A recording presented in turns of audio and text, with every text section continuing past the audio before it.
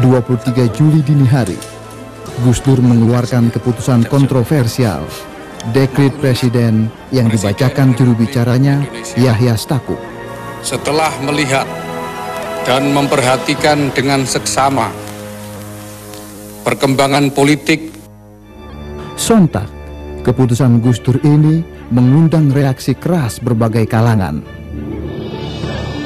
Mulai dari tidak adanya dukungan dari TNI, seruan fatwa Mahkamah Agung bahwa maklumat Presiden Gus Dur bertentangan hukum, hingga MPR yang tetap menggelar sidang istimewa tanpa kehadiran sang presiden. Ironisnya, dengan serta-merta pula MPR melantik Megawati Soekarno Putri sebagai Presiden kelima Republik Indonesia.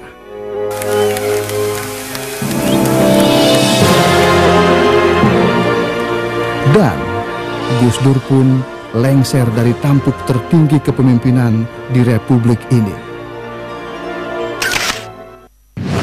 Ya, itu tadi rekaman saat-saat menjelang dicopotnya seorang Abdurrahman Wahid atau Gus Dur secara paksa melalui sidang istimewa MPR pada tanggal 23 Juli tahun 2001. Masih banyak misteri yang menjadi pertanyaan masyarakat hingga saat ini. Untuk itu kita undang Abdurrahman Wahid atau Gus Dur untuk tampil di Kikendi menjelaskan berbagai pertanyaan yang masih mengganjal tadi.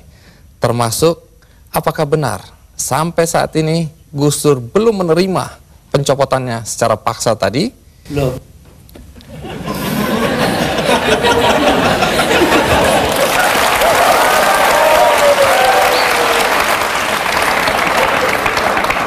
Jadi Gus Dur, tadi itu ringkasan dari peristiwa detik-detik terakhir Anda mengundurkan diri atau mundur atau dimundurkan. Nah, apakah sampai sekarang Anda dilengserkan? Apakah Anda masih tetap sampai saat ini tidak menerima dan menganggap itu tidak sah? Oh, enggak benar, enggak sah emang. Itu proyek politik dari MPR, karena itu Amin Rais tidak merasa perlu memberitahu saya. Iya, dulu Anda atau sampai sekarang bahkan Anda tetap menganggap itu sebagai pelanggaran konstitusi. Pelanggaran apa sebenarnya? Pelanggaran konstitusi karena di situ ada insubordinasi. Insubordinasi itu siapa yang mimpin? Yang mimpin Kapolri Bimantoro dan Panglima TNI namanya Widodo AS, sekarang Menko. Udah itu apa adanya saya omongin. Tapi begini Gus, setelah Anda merasa itu tidak sah, tapi toh kenyataannya Gus Dur digantikan oleh Megawati, kemudian sekarang kita punya presiden namanya SBY, semua berjalan normal saja. Lalu apa negatifnya bagi bangsa dengan pencopotan Anda tadi? Bukan soal bangsa, ini soal hukum. Saya dilengserkan secara politis, secara hukum belum pernah dibuktikan saya bersalah. Yang bersalah bahkan pansusnya DPR yang dipimpin oleh sekarang Menteri Sosial Bakhtiar Hamzah. Yaitu menurut undang-undang pansus-pansus itu harus tutup pintu supaya nggak didengar orang dari luar. Tapi oleh Bakhtiar Hamzah dibuka 10 cm, di situ berjejer-jejerlah tipnya wartawan. Nah kan, jadi semua yang ada dalam sidang diketahui dunia luar. Itu pula yang membuat saya, oh ya kalau gitu mereka maksudnya melengsarkan saya dengan segala cara. Hukum nggak hukum. Tapi sesudah itu apa upaya yang Anda lakukan? Nggak ada. Sebab penakut bangsa ini. Kenapa Anda bilang penakut? Bangsa ini penakut karena tidak mau bertindak kepada yang bersalah. Akhirnya nggak ada yang ditindak toh. Tapi sekian tahun sudah berlalu Gus. Untuk apa rasa penasaran, perasaan? Loh, saya nggak pernah itu terserah bangsa Indonesia. Saya itu memaafkan semua sampai istri saya marah kepada saya karena saya pergi ke rumah Megawati. Tapi kenapa Anda lalu ke Megawati kalau memang Anda marah dan kecewa? Saya nggak marah, yang mestinya marah itu bangsa ini. Mereka diem aja lah, kenapa saya jadi ribut? Saya nggak mau ribut. Baik, Gus Dur. Tapi disuruh memandang itu benar, nggak bisa dong. Orang kan ada batasnya. Barang antara benar dan salah. Jadi yang benar dalam hal ini istri saya.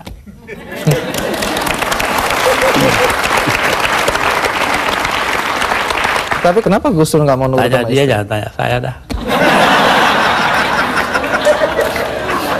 300.000 orang mas tanda tangan supaya saya jangan berhenti jadi presiden, tahu? Tapi saya bilang, daripada bangsa ini pecah dalam pertempuran, darah mengalir karena saya, mendingan saya lengser aja deh. Nah itu. Tapi omongan ini kan dibilang omongan ngawur, Gus. Karena faktanya ketika Anda bilang nanti jutaan orang akan datang masuk Jakarta, orang-orang dari Jawa Timur. Begitu ditunggu-tunggu nggak datang. Saya yang nahan kok.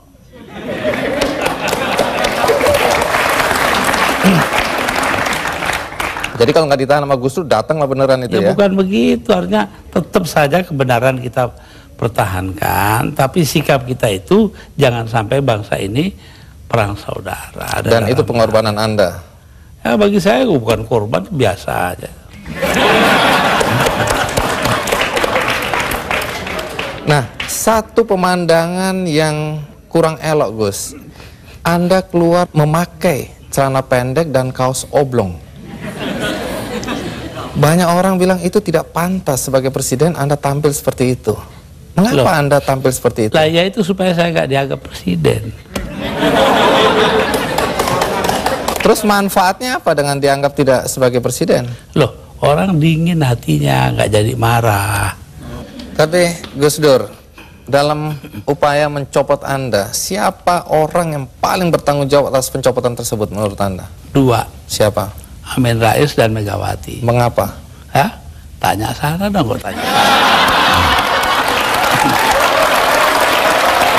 Nah, kalau memang Megawati dan Amin Rais dianggap orang yang paling bertanggung jawab atas pencopotan Anda, apakah Anda dendam sama mereka?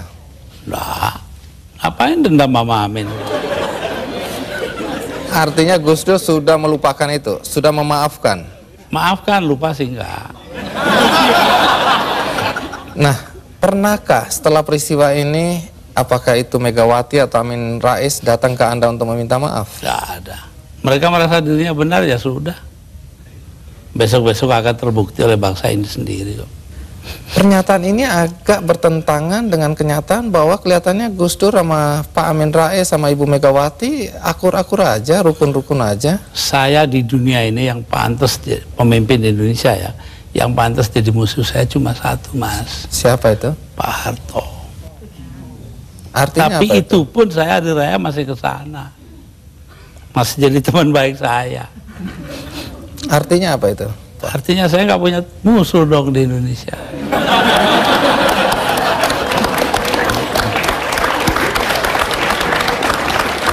Ada satu hal, kita banyak mendengar bahwa teman-teman dekat Anda dulu menyesalkan kenapa Anda jadi presiden. Anda sebenarnya lebih layak menjadi guru bangsa, nggak usah ikut campur dalam perpolitikan yang nggak jelas itu. Saya diperintah oleh 5 orang sesepuh saya. Itu saja, kalau mereka memerintahkan apa saja masuk api. Tanpa perlu berpikir. Tanpa perlu berpikir. Kenapa begitu? Loh, Selain sesepuh saya itu ini kan, orang pesantren disuruh nurut orang tua. itu nggak bisa ditawar itu, Gus. Nggak bisa ditawar. 5 orang itu, saya nggak sebut namanya.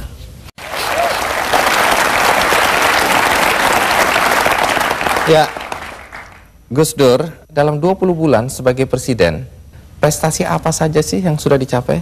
Saya itu menjadi presiden di saat Indonesia menghadapi bahaya akan terurai. Kelompok-kelompok separatis ada di mana-mana. Jadi saya berangkat keliling-keliling dunia itu 80 kali dalam 20 bulan. Jadi 4 kali 1 bulan. Itu tugas saya cuma satu. Apa? Yaitu membuat supaya integritas wilayah Indonesia ini tetap. Itu aja, nggak ada pikiran lain toh saya. Tapi ada yang menuduh. Dan ternyata berhasil toh. Kita tetap satu negara hari ini. Jadi Gus Dur merasa itu karena jasa Gus Dur? Bukan, artinya tugas saya begitu. Perkara saya berjasa itu adalah soal kedua. Tapi ada yang menuduh bahwa Gus Dur ini sebenarnya menggunakan aji mumpung. Mumpung jadi presiden, dibayari negara, keliling jalan-jalan. Alah, nanti sejarah akan membuktikan. Tapi Gus Dur, perjalanan Anda itu menelan biaya sampai 52,7 miliar. Ya, tapi eksistensi Indonesia sebagai satu negara harganya jauh lebih tinggi. Jadi nggak bisa dipersoalkan itu biaya. Nggak bisa dipersoalkan. Loh, kalau enggak kan udah dipakai oleh orang-orang brengsek itu.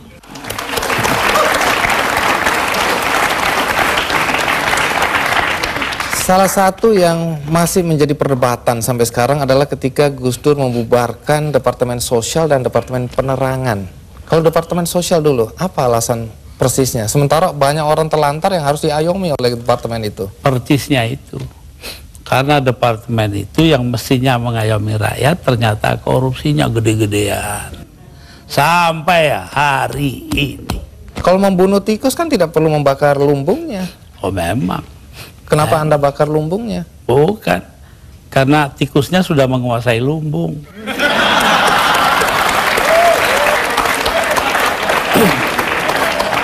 Depan dibubarkan. Kalau Depan jelas. Akibatnya sekarang pers itu sangat tidak terkontrol.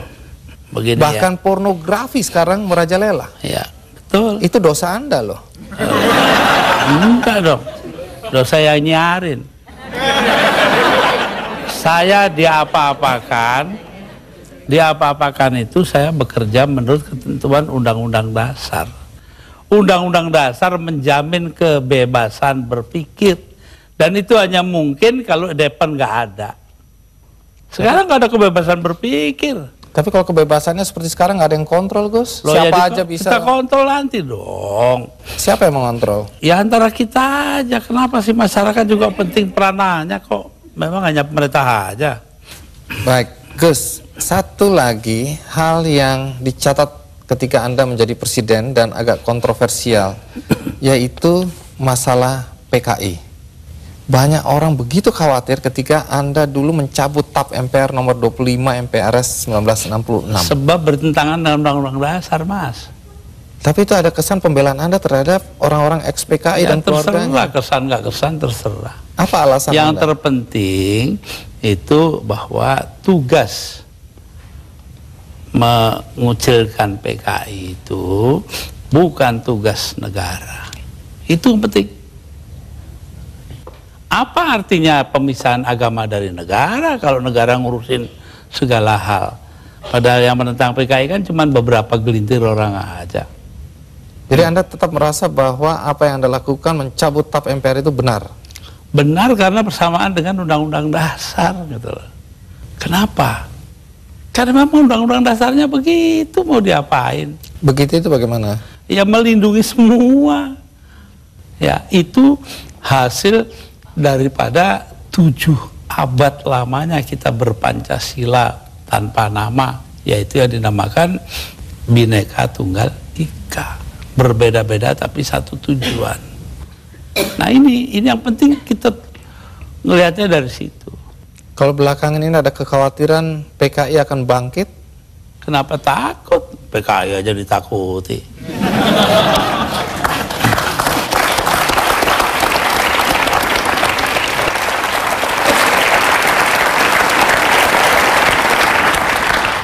Gus Dur, di antara banyak statement Anda atau pernyataan Anda yang dianggap ngawur, dianggap nyeleneh, ada satu yang dicatat dan dianggap serius, yaitu ketika Anda berada, kalau nggak salah, di Italia. Anda menyatakan bahwa pernah suatu ketika Faisal Tanjung, waktu itu Panglima ABRI, diminta untuk menghabisi